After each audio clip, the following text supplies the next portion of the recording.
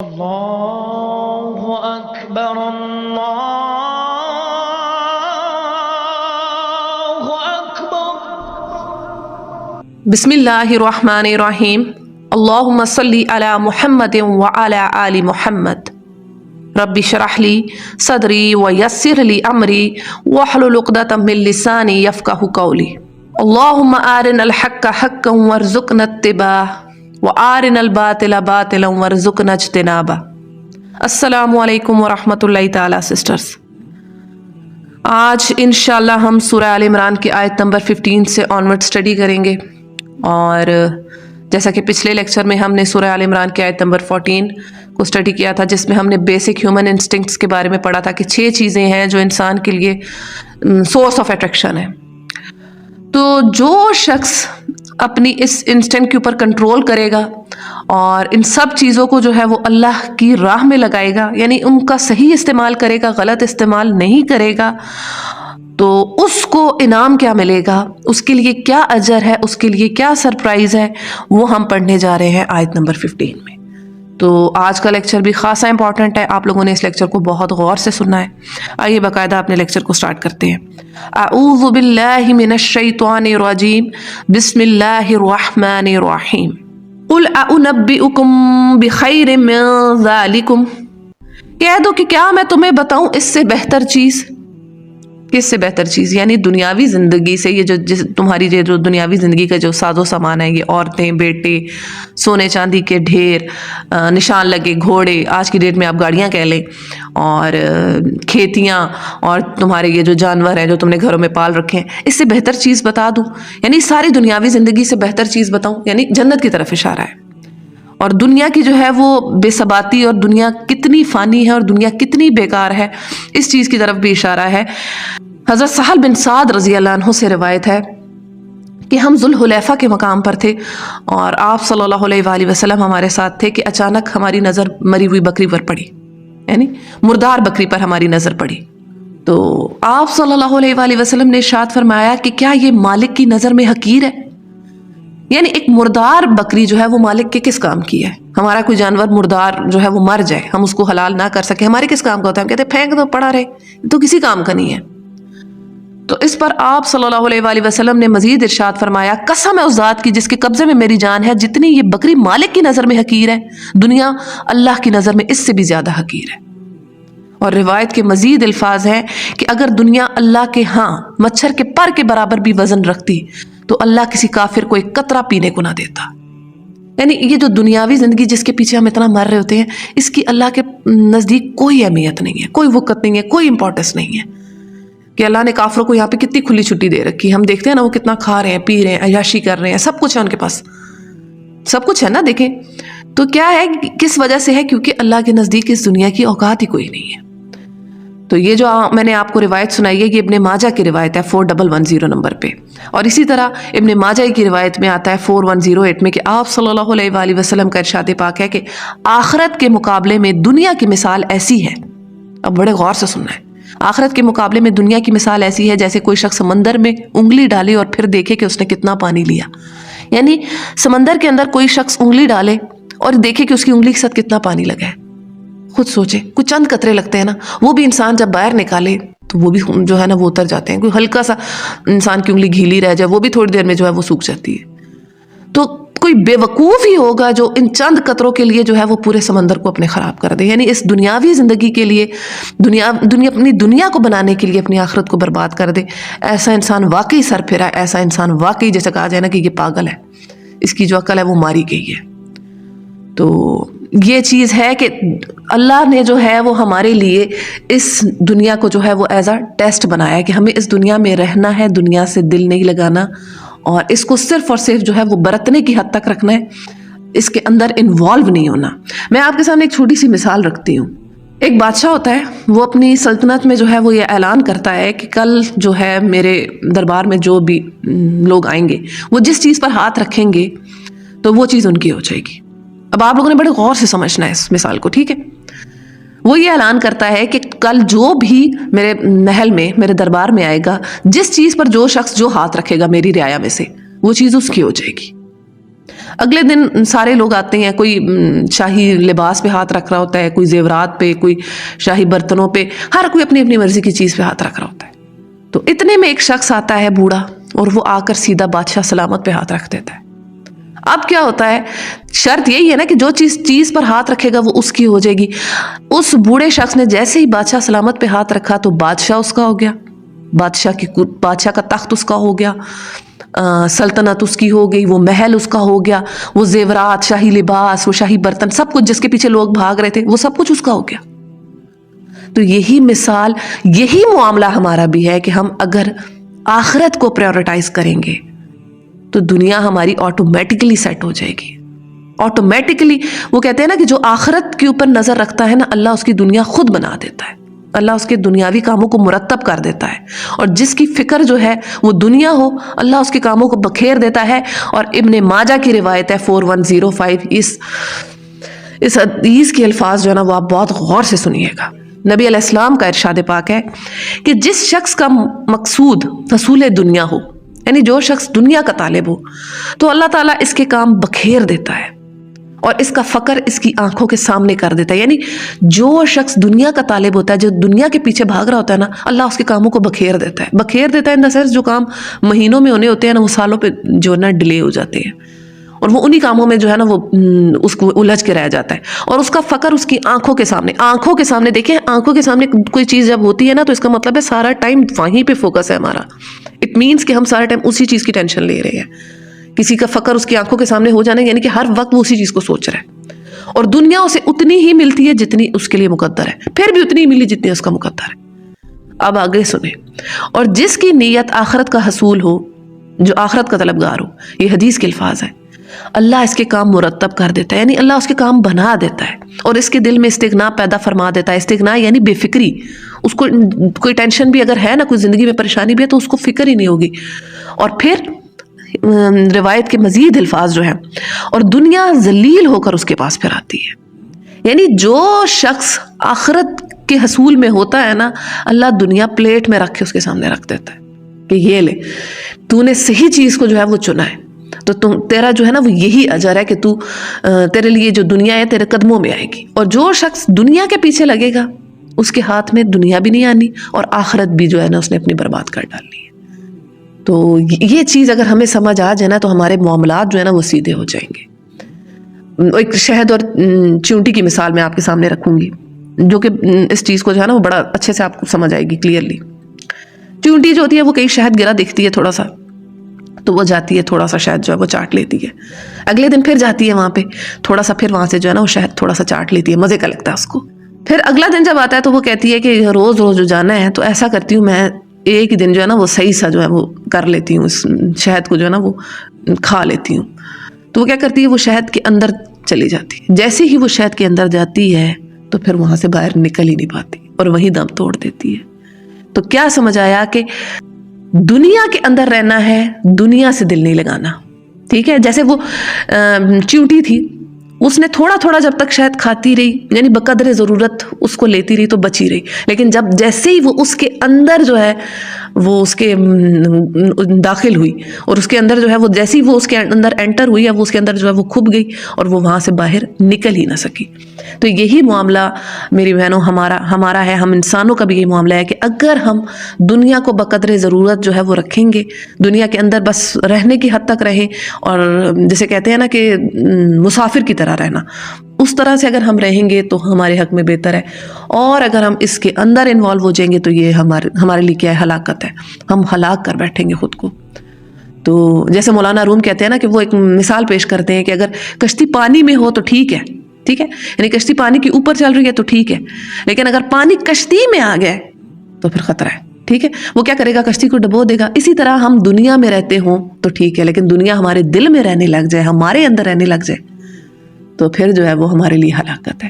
تو یہ چھوٹی سی چیز اگر ہمیں سمجھ آئے نا تو سارے کام ہمارے جو ہے نا وہ حل ہو جائیں گے. میں اس پر آپ کو ابن ماجہ کی روایت سناتی ہوں 4109 کے. عبداللہ بن مسعود رضی اللہ عنہ سے مروی ہے کہ رسول اللہ صلی اللہ علیہ وآلہ وسلم چٹائی پر لیٹے ہوئے تھے اور آپ کی بیک سائڈ پہ جو ہے وہ نشان پڑ گئے. تو صحابہ کرام نے عرض کیا یا رسول اللہ آپ ہمیں بتا دیتے تو ہم کچھ ایسا رکھ دیتے کہ جس سے آپ کے اوپر جو ہے وہ چٹائی کا جو ہے وہ نشان نہ بنتا. تو آپ کا بچاؤ ہو جاتا. تو آپ صلی اللہ علیہ وآلہ وسلم نے ارشاد فرمایا کہ میرا دنیا سے کیا تعلق، میری اور دنیا کی مثال تو ایسی ہے جیسے کوئی سوار سائے کے لیے درخت کے نیچے ٹھہرا، پھر اسے چھوڑا اور روانہ ہو گیا.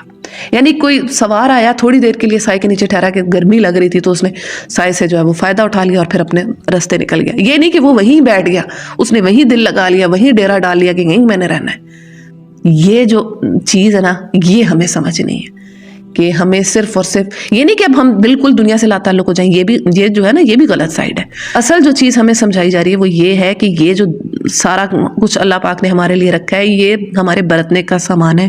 ہمیں اس سب کو جو ہے وہ یوٹیلائز کرنا ہے اپنے فائدے کے لیے، اپنے ارد گرد جو ہمارے جتنے لوگ ہم سے جو ہے وہ ریلیٹڈ ہیں ان کے فائدے کے لیے. اور ان سب چیزوں سے جو ہے وہ کیا لینا ہے، ان سب چیزوں کو اللہ کی راہ میں استعمال کرنا ہے، ان کا صحیح استعمال کرنا ہے، ان چیزوں کی قدردانی کرنی ہے. اور قدردانی کسی چیز کی تب ہی ہوتی ہے جب ہم اس کو صحیح جگہ استعمال کریں، اور ناشکری کسی چیز کی تب ہوتی ہے جب ہم اس کو غلط استعمال کر لیں. یعنی کہ کوئی شخص اگر مال کے پیچھے لگا تو اس نے مال کے پیچھے ہی لگا اور اس نے اپنی آخرت برباد کر دی.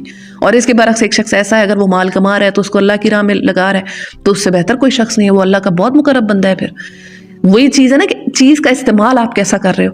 اچھا استعمال کرو گے تو وہی چیز جو آپ کے لیے باعث ثواب ہے، اور برا استعمال کرو گے تو وہی چیز آپ کے لیے باعث گناہ بن گئی ہے.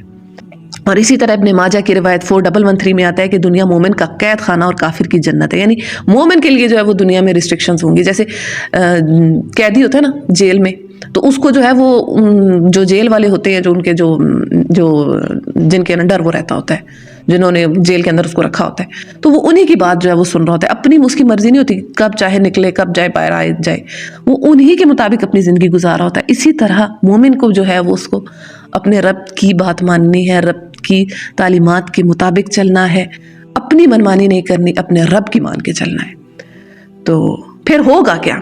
اچھا، جو شخص ان سب چیزوں پر جو ہے وہ کنٹرول کرے گا تو اس کو انعام کیا ملے گا؟ ہم وہ انعام پڑھنے جا رہے ہیں. لِلَّذِينَ اتَّقَوْا عِندَ رَبِّهِمْ، ان لوگوں کے لیے جنہوں نے تقوی اختیار کیا، عند ربہم، ان کے رب کے پاس ہیں، جناتوں تجری من تحتها الانہار، ایسے باغ ہیں جن کے نیچے نہریں بہتی ہیں. جنت کی طرف اشارہ ہے جی. خالدین فیہا، جس میں وہ ہمیشہ ہمیشہ رہیں گے، فور ایور ہوں گے وہاں پہ. وازواج مطہرۃ، اور وہاں پہ ان کے لیے پاکیزہ بیویاں ہوں گی. ہمیشہ کی زندگی ہے جی، باغ ہیں، نہریں بہ رہی ہیں، اور پھر آگے ایک اور چیز بھی ملنے والی انہیں، ورضوان من اللہ، اور اللہ کی رضا، اللہ کی خوشنودی بھی ان کو حاصل ہوگی، جو کہ بہت خوبصورت چیز ہے. اچھا، اب جنت کا جو ہے نا وہ ہمیں بتایا جا رہا ہے کہ جو شخص اپنے اوپر اپنے نفس کو کنٹرول کرے گا اور صحیح طریقے سے اپنی زندگی گزارے گا، اور اللہ تعالیٰ نے جو نعمتیں اس کو دی ہیں ان کو اللہ ہی کی راہ میں لگائے گا، تو اللہ پاک اس کو جنت میں جو ہے وہ جگہ عطا فرمائیں گے. تو ذرا اس جنت کے بارے میں بھی ہم پڑھ لیتے ہیں تھوڑا سا، تاکہ ہمیں تھوڑا نا وہ ہو جائے کہ کیسی ہے وہ جنت. صحیح مسلم کی روایت 7132 میں آتا ہے، حضرت ابو ہریرہ رضی اللہ عنہ سے مروی ہے کہ اللہ جل شانہ ارشاد فرماتا ہے، حدیث قدسی ہے، کہ میں نے اپنے بندوں کے لیے جنت میں وہ کچھ تیار کر رکھا ہے جسے کسی کان نے نہ تو سنا ہے، نہ کسی آنکھ نے دیکھا ہے، اور نہ کسی انسان کے دل میں اس کا خیال تک گزرا ہے. یعنی ایسی نعمتیں ہیں جن کو ہم یہاں بیٹھے امیجن بھی نہیں کر سکتے. وہ گھر ہے ہمارے لیے تیار ہو رہا ہے اگر ہم اللہ کی دی ہوئی تعلیمات کے مطابق جو ہے وہ زندگی گزاریں گے. اور اسی جنت کے بارے میں آتا ہے صحیح مسلم 7136 میں کہ جنت میں ایک درخت ہے جس کے سائے میں ایک اونٹ سوار 100 سال تک چلتا رہے گا. یعنی اتنا بڑا درخت ہے کہ اس کے سائے میں جو ہے سایہ اتنا بڑا ہے اس کا کہ اس کے سائے میں ایک اونٹ سوار 100 سال تک چلتا رہے گا. اور صحیح مسلم کی روایت 7150 سے ہمیں پتہ چلتا ہے کہ نہ تو جنت میں ہمیں پخانہ آئے گا، نہ پیشاب آئے گا، نہ ہم تھوکیں گے، اور کنگیاں سونے کی کنگیاں ہمیں ملیں گی. یہ بھی آپ سوچیں ذرا. اچھا، اب ایک اور روایت میں آپ کو سناتی ہوں، صحیح مسلم کی ہے 7146 کے جنت میں ایک بازار ہے جو جمعے کو لگے گا. ٹھیک ہے، اور اہل جنت اس میں جایا کریں گے، اور شمال کی ہوا جو ہے وہ چلے گی ان کے چہروں اور ان کے لباس پہ جیسی پڑے گی تو ان کا جو حسن ہے وہ اور دوبالا ہو جائے گا. تو یہ خواتین اسپیشلی جو کہتی ہیں نا کہ ہماری لکس اپ ڈیٹ ہو جائے، ہم جو ہے وہ لکس چینج کرنا چاہتے ہیں، تو خواتین کے لیے تو بہت بڑا پیکیج ہے وہاں پہ. یعنی اتنی بڑی نعمت ہے کہ ہر ایک کا جو ہے، چاہے عورت ہو چاہے مرد ہو، ان کا جو حسن ہے وہ انکریز ہوتا رہے گا، بڑھتا ہی رہے گا. تو یہ بھی کہ بہت بڑی جو ہے وہ عورتوں کے لیے خوشخبری ہے، کیونکہ عورتوں کو جو ہوتا ہے نا اس چیز کا بڑا کریز ہوتا ہے کہ ہم بہت خوبصورت لگیں اور زیادہ سے زیادہ حسین ہوتی جائیں. اچھا جی، اب میں ایک روایت آپ کو جو سنانے جا رہی ہوں، آپ لوگوں نے اس کو بڑے دھیان سے سننا ہے اور اس پر عمل بھی کرنا ہے۔ یہ روایت ہے ترمذی کی 2531 کہ آپ صلی اللہ علیہ وآلہ وسلم نے ارشاد فرمایا کہ جنت میں 100 درجے ہیں، ٹھیک ہے، اور ہر درجے میں اتنا فاصلہ ہے جتنا زمین اور آسمان کا فاصلہ ہے، اور درجے کے لحاظ سے سب سے اعلیٰ جو جنت ہے وہ فردوس ہے۔ اسی سے جنت کی چاروں نہریں بہتی ہیں، اور اسی کے اوپر جو ہے وہ رحمان کا عرش ہے، لہٰذا جب بھی تم اللہ سے مانگو تو جنت الفردوس مانگو۔ ہاں جی، ہمارے نبی صلی اللہ علیہ وآلہ وسلم ہمیں تعلیم فرما رہے ہیں کہ جب بھی اللہ سے مانگو تو جنت الفردوس مانگنا۔ تو اس کے لیے میں اب آپ کو بتاتی ہوں کہ ترمذی کی روایت میں آتا ہے 2572 میں کہ جو شخص 3 بار جنت کا سوال کرتا ہے تو جنت خود کہتی ہے کہ اے اللہ اس کو میرے اندر داخل کر دے، اور جو شخص 3 مرتبہ جہنم سے پناہ مانگتا ہے تو جہنم خود کہتی ہے یا اللہ اس کو مجھ سے پناہ دے دے۔ تو اب یہ ہمارا کام ہے کہ ہم نے جنت مانگنی ہے، مانگنا ہمارا کام ہے، ٹھیک ہے، اللہ نے اب دے دیا، ڈیلے ہماری طرف سے ہی جائے جو بھی ہے۔ تو میں آپ کو ایک دعا بتاتی ہوں، آپ نے یہ دعا پڑھنی ہے، اس کو اپنی دعاؤں میں شامل کریں۔ اللہم انی اسألک الجنت الفردوس، میں تجھ سے جنت الفردوس کا سوال کرتا ہوں، واعوذ بک من النار، اور تجھ سے پناہ مانگتا ہوں کہ تو مجھے آگ میں ڈالے، یعنی میں آگ سے پناہ مانگتا ہوں۔ اچھا، اور اگر آپ نے اگر اپنے لیے خالی کرنی ہے تو یہ دعا ہے، اور اگر آپ نے سب کے لیے دعا کرنی ہے تمام مسلمانوں کے لیے تو پھر آپ دعا کریں اللہم انا نسألک الجنت الفردوس ونعوذ بک من النار۔ تو یہ جو دعا ہے نا، اس میں ہے کہ آپ تمام مسلمانوں کے لیے جو آپ مانگ رہے ہیں، تو یہ اس کا جو ہے وہ اسکرین پر بھی آ جائے گی، تو آپ نے جو ہے وہ اس دعا کو اپنی دعاؤں میں شامل کرنا ہے، کیونکہ جو ہم مانگیں گے تبھی ہمیں ملے گا، بغیر مانگے تو جو ہے نا وہ بات ہے کہ اللہ پاک سے دعا ہے کہ اللہ ہماری بغیر مانگے بھی دعائیں قبول کرے، لیکن اللہ تعالیٰ کو اچھا لگتا ہے کہ میرا بندہ مجھ سے مانگے۔ تو یہ ہم نے جنت کے متعلق تھوڑا سا پڑھا ہے۔ تو اچھا، جنت میں جو سب سے بڑی نعمت ہوگی، ذرا اس کے اوپر بھی ہم جو ہے نا تھوڑا سا ڈسکشن کرتے ہیں۔ ترمذی کی روایت 2552 میں ہمیں ملتا ہے کہ جنت میں کوئی چیز اللہ کے دیدار سے زیادہ محبوب نہ ہوگی، یہ نبی صلی اللہ علیہ وآلہ وسلم ارشاد فرما رہے ہیں۔ اور پھر ترمذی ہی کی روایت 2555 میں ملتا ہے کہ اللہ جل شانہ پوچھے گا جنتیوں سے، اے جنت والو کیا تم راضی ہو؟ تو وہ کہیں گے کیوں نہیں ہم راضی ہوئے، جبکہ تو نے ہمیں اتنی نعمتوں سے نوازا ہے، اور ایسی نعمتیں تو نے ہمیں دی ہیں جو تو نے اپنی کسی مخلوق کو نہیں دی۔ تو اللہ تعالیٰ کہے گا میں تمہیں اس سے بھی زیادہ بہتر چیز دوں، یعنی میں تمہیں اس سے بھی بہتر اچھی چیز دے دوں۔ تو وہ پوچھیں گے وہ کیا ہے؟ تو پھر اللہ جل شانہ ارشاد فرمائے گا کہ میں نے تمہارے اوپر اپنی رضامندی نازل کر دی اور میں تم سے اب کبھی ناراض نہیں ہوں گا۔ یعنی جنت میں اللہ تعالیٰ ہمیشہ ہم سے راضی رہیں گے اور اللہ تعالیٰ ہم سے کبھی ناراض نہیں ہوں گے، اور یہ وردوان من اللہ اپنے بندوں سے راضی ہو جائے گا۔ تو یہ جو ہے وہ سب سے بڑی نعمت ہے، اور اللہ تعالیٰ سے دعا ہے کہ اللہ تعالیٰ ہم سب کو جنت الفردوس میں اعلیٰ مقام عطا فرمائے بے شک۔ اور اچھا، کچھ لوگ اس چیز میں جو ہے وہ دعا میں بھی نا وہ کرتے ہیں، بخل کرتے ہیں، کہتے ہیں ہمیں تو لگتا ہی نہیں ہم جنت الفردوس کے قابل ہیں۔ یہ بھی میں نے کچھ لوگوں کا جو ہے وہ مزاج دیکھا ہے، وہ ایسی بات کہتے ہیں۔ دیکھیں، آپ یہ نہ دیکھیں کہ ہم کیسے ہیں، آپ یہ دیکھیں ہم مانگ کس سے رہے ہیں۔ ہم جس سے مانگ رہے ہیں نا وہ کائنات کا بادشاہ، اس کے پاس کوئی کمی نہیں ہے، تو مانگنے میں کیا حرج ہے؟ جب اللہ تعالیٰ سے کوئی بھی چیز مانگے تو بہترین چیز مانگے اور زیادہ سے زیادہ مانگے، ٹھیک ہے، کیونکہ اس کے خزانے دینے سے بڑھتے ہیں۔ ہم تو دنیاوی لحاظ سے سوچتے ہیں نا کہ بھائی فلاں بندہ ہے وہ اس کے پاس کتنا ہی ہوگا جو ہمیں دے دے گا، تھوڑا ہی مانگتے ہیں جتنا اس کی کیپیسٹی میں ہو۔ تو اللہ کی تو کیا ہی بات ہے، کائنات کا بادشاہ، اس کی تو وسعت دینے سے بڑھتی ہے۔ وہ بتا رہا ہے کہ میرے خزانے جو ہیں وہ دینے سے بڑھ جاتے ہیں، تو بس تو مانگنے والا بن، میں تجھے دیتا جاؤں گا۔ اچھا جی، اب آگے آتا ہے واللہ بصیر بالعباد، اور اللہ اپنے بندوں پر نظر رکھے ہوئے ہے۔ اب ان بندوں کی دعا ایک نقل ہو رہی ہے کہ وہ بندے دعا کیا مانگتے ہیں اپنے رب سے، ذرا وہ دعا سنیے گا۔ الذین یقولون، وہ جو کہتے ہیں کہ ربنا، اے ہمارے رب، اننا، بے شک ہم، آمنا، ایمان لائے، فاغفر لنا، ہمیں بخش دے، ذنوبنا، ہمارے گناہوں کو بخش دے، وقنا عذاب النار، اور ہمیں بچا لے آگ کے عذاب سے۔ یعنی وہ بندے جو ہیں وہ اللہ تعالیٰ سے، اللہ کے عذاب سے، آگ کے عذاب سے جو ہے وہ بخشش کی جو ہے وہ دعا مانگتے ہیں۔ یہ دعا جو ہے نا ربنا یہاں سے لے کر وقنا عذاب النار تک یہ آپ یاد کر لیں، اور یہ بڑی پیاری دعا ہے۔ اچھا جی، آگے اب ان بندوں کی جو ہے وہ مزید جو ہے وہ کیا صفات آ رہی ہیں، وہ کیا ہے؟ اگلی آیت میں ہے الصابرین، کہ وہ صبر کرنے والے ہیں، والصادقین، اور وہ سچے ہیں، والقانتین، اور وہ احکام کو جو ہے وہ بجا لانے والے ہیں، یعنی فرما بردار بندے ہیں، والمنفقین، اور انفاق کرنے والے ہیں، یعنی اپنے مال کو اللہ کی راہ میں خرچ کرنے والے ہیں، یہ جو بھی اللہ تعالیٰ نے دے رکھا ہے اس کو اللہ کی راہ میں خرچ کرنے والے ہیں.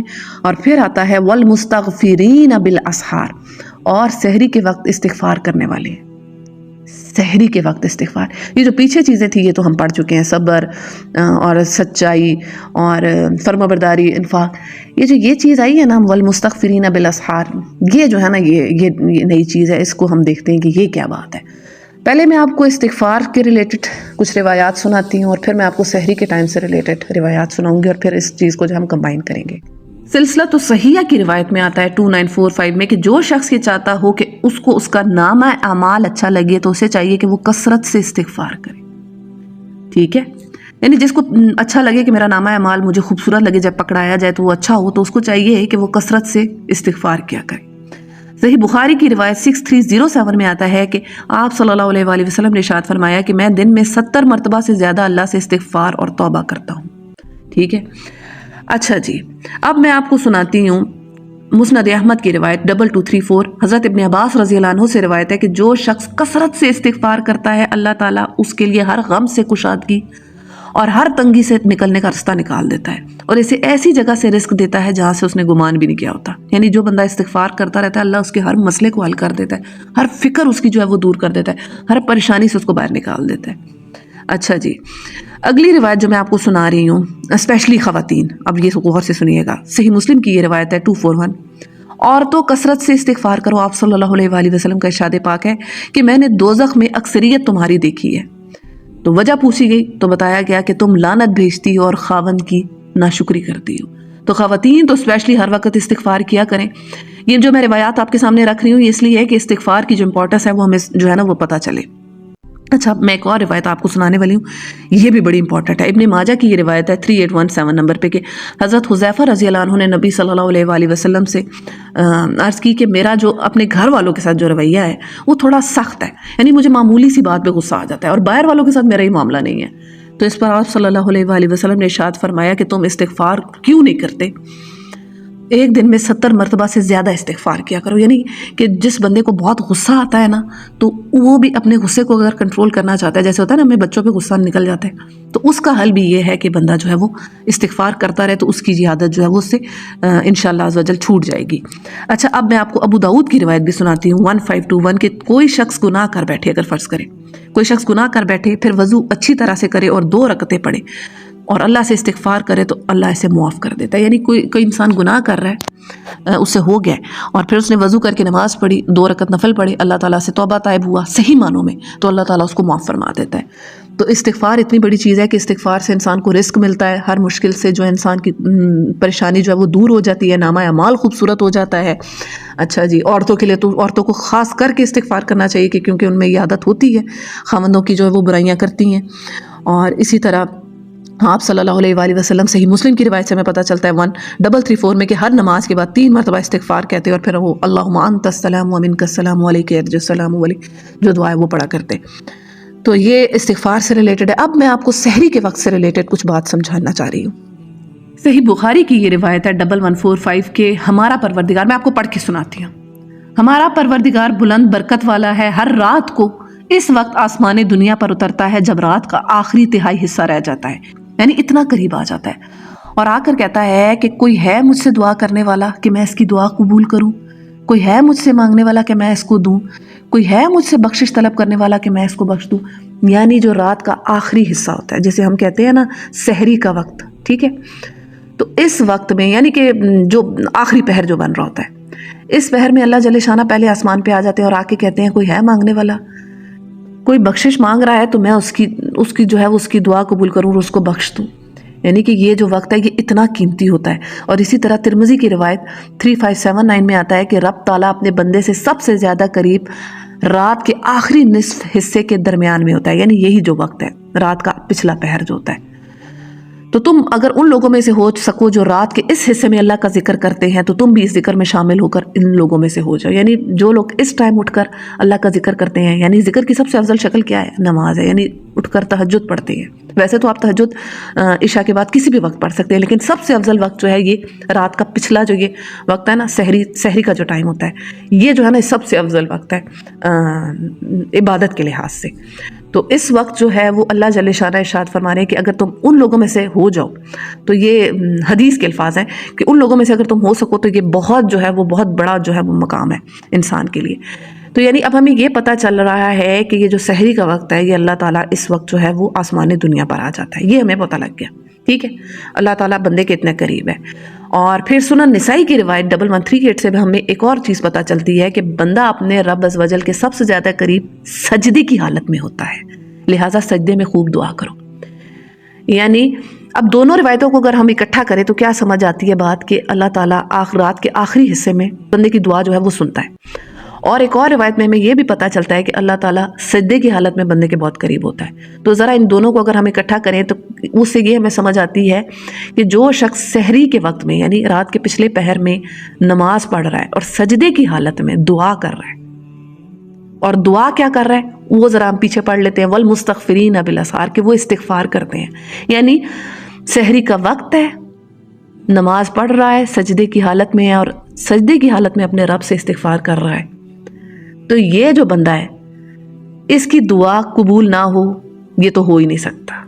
تو اللہ جل شانہ ان کے بارے میں بیان فرما رہا ہے الصابرین والصادقین والقانتین والمنفقین والمستغفرین بالاسحار، صبر کرنے والے، سچے، فرما بردار، میری راہ میں اپنا مال خرچ کرنے والے، اور سحری کے وقت استغفار کرنے والے۔ کتنے بڑے بڑے جو ہیں وہ کام ہیں، ان کے ساتھ سحری کے وقت استغفار کو گنوایا جا رہا ہے۔ تو اس کا مطلب ہے کہ اللہ پاک کو جو سحری کے وقت استغفار کرنا ہے وہ اتنا پسند ہے۔ تو میری بہنوں آج سے اس عمل کو جو ہے وہ سٹارٹ کر دیں، ٹھیک ہے۔ سحری کے وقت جو ہے نا وہ آپ کے پاس ایپس ہیں، تو جو فجر سے پہلے کا جو ٹائم ہے، ٹھیک ہے، جیسے ہی آپ کی ایپ کے اوپر فجر کا ٹائم آئے نا، اس سے پہلے جتنا بھی ٹائم ہے وہ آپ کے پاس سحری کا وقت ہے، اس میں آپ نے کرنا کیا ہے، استغفار کرنا ہے، ٹھیک ہے۔ نماز کی حالت میں کریں، سجدے کی حالت میں کریں، 100 مرتبہ جو ہے وہ تسبیح پڑھ دیں۔ تسبیح وہ استغفار وہ نہ ہو جیسا ہم پڑھتے ہیں جو ہماری 1 منٹ میں ختم ہو جاتی ہے، استغفار نہیں، بے شک اس تسبیح پہ تھوڑا سا ٹائم اگر ہمیں لگ جائے۔ اور استغفار کرنا کون سا، یہ بھی آپ جو ہے وہ آپ کوئی سا بھی کر سکتے ہیں۔ آیت کریمہ لا الہ الا انت سبحانک انی کنت من الظالمین، مجھے اپنے دل کے بہت قریب لگتا ہے، بہت چوٹی کا استغفار ہے۔ اسی طرح استغفر اللہ الذی لا الہ الا هو الحی القیوم واتوب الیہ۔ اور پھر ایک اور آتا ہے اللہم انت ربی لا الہ الا انت خلقتنی وانا عبدک وانا علی عہدک ووعدک۔ تو یہ جو ہے یہ بھی آپ کی اسکرین پہ آ جائے گا۔ جو بھی استغفار آپ کرنا چاہیں تو آپ کر سکتے ہو، لیکن شرط یہ ہے کہ جو بھی آپ چیز پڑھ رہے ہو آپ کو اس کا ترجمہ آتا ہو، اور پھر اپنے رب سے آپ دعا کریں استغفار کر کے، کیونکہ ہماری دعائیں ہمارے گناہوں کی وجہ سے قبول نہیں ہو رہی ہوتی۔ جب بندہ رب سے توبہ کرتا ہے نا تو اللہ کو اپنے بندے کی توبہ اتنی پسند ہے کہ اللہ کہتا ہے کہ میں اب اس کی دعا ضرور سنوں گا، اب مانگ میرے بندے تجھے کیا چاہیے۔ تو یہ عمل آج سے پکا رکھ لیں اپنا۔ سحری کے وقت اٹھنا ہے، یعنی کہ پہلے اٹھنا ہے، اور تہجد کی نماز جو ہے وہ پڑھ کے فارغ ہو کے اور سحری کے وقت جو ہے وہ استغفار کرنا ہے۔ تو سجدے کی حالت میں کریں، تسبیحات پڑھ کے کریں، جس طرح مرضی دعائیں مانگے اللہ تعالیٰ سے۔ صحابہ کرام کا یہ طرز عمل تھا کہ حضرت عبداللہ بن عمر رضی اللہ عنہ رات کو جو ہے وہ تہجد پڑھتے اور اپنے غلام حضرت نافع رحمہ اللہ علیہ سے پوچھتے کہ کیا سحری ہو گئی ہے، تو جب وہ کہتے کہ ہاں ہو گئی ہے تو پھر صبح صادق تک جو ہے نکلنے تک جو ہے نا، یعنی فجر کا ٹائم سٹارٹ ہونے تک جو ہے وہ دعا کرتے رہتے اور استغفار کرتے رہتے۔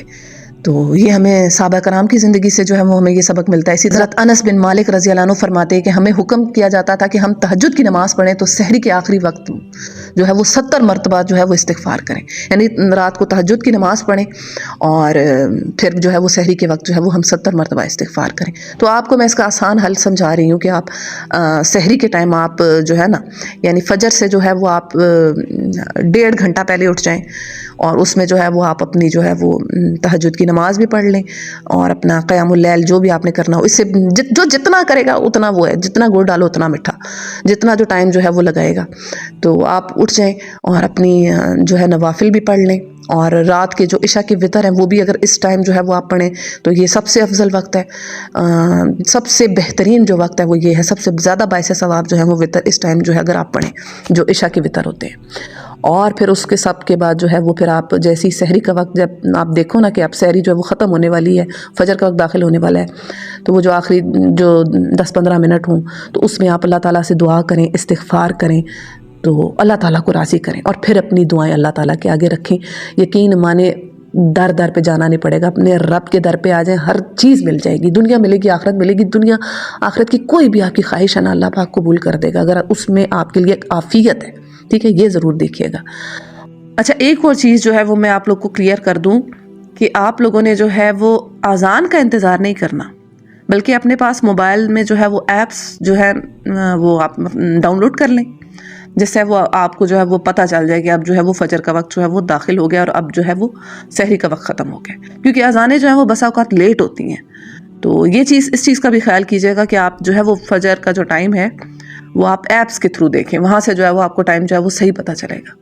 تو اسی کے ساتھ میں اپنے آج کے اس لیکچر کو جو ہے وہ اینڈ کرنا چاہوں گی، اور آج کے لیکچر کا جو لب لباب ہے وہ یہ ہے کہ اللہ تعالیٰ سے جو ہے جنت الفردوس مانگیں، اور دنیا میں رہتے ہوئے دنیا کی جو چیزیں ہیں ان کو بقدر ضرورت جو ہے وہ استعمال کریں۔ اور پھر اگلی آیت میں ہم نے جو ہے وہ پڑھا ہے، یعنی کہ آیت نمبر 17 میں ہم نے پڑھا ہے کہ اللہ تعالیٰ کے جو بندے ہیں وہ صبر کرتے ہیں، سچے ہیں، فرما بردار ہیں، خرچ کرنے والے ہیں، اور سحری کے وقت استغفار کرنے والے ہیں۔ تو جو سحری کے وقت استغفار ہے نا، اس پہ تھوڑا سا ہم نے ایمفیسائز کی ہے، تو اس عمل کو جو ہے وہ اپنی روٹین بنا لیں، صبح جلدی اٹھنے کی روٹین بنائیں۔ دیکھیں ایک بات یاد رکھیں، جو قومیں سورج کو اٹھاتی ہیں نا وہ کامیاب ہوتی ہیں، اور جن قوموں کو سورج اٹھاتا ہے نا وہ ہمیشہ ناکام ہوتی ہیں۔ تو اب یہی معاملہ بندوں کا بھی ہے، جس بندے کو سورج اٹھاتا ہے وہ بندہ کامیاب ہوتا ہے، وہ اپنے جو ہے نا اپنی زندگی میں جو ہے نا وہ اچیو کرتا ہے، دنیا و آخرت اپنی بنا لیتا ہے۔ اور جو بندہ صبح جو ہے وہ جس کو سورج آ کے اٹھاتا ہے اس کی نہ دنیا بچتی ہے نہ آخرت بچتی ہے۔ تو یہ اب فیصلہ ہمارا ہے کہ ہم نے سورج کو اٹھانا ہے یا سورج نے ہمیں اٹھانا ہے۔ تو اللہ تعالیٰ سے دعا ہے کہ اللہ تعالیٰ ہمارے صغیرہ اور کبیرہ گناہوں کو معاف فرمائے، اور اللہ تعالیٰ ہمیں اپنے ان بندوں میں شامل فرما دے جن کے بارے میں آج ہم نے پڑھا ہے۔ اللہ تعالیٰ سے خصوصی دعا ہے، اور اپنی دعاؤں میں یاد رکھا کریں، اور اس پیغام کو زیادہ سے زیادہ صدقہ جاریہ کی نیت سے جو ہے وہ شیئر کیا کریں۔ السلام علیکم ورحمۃ اللہ تعالیٰ۔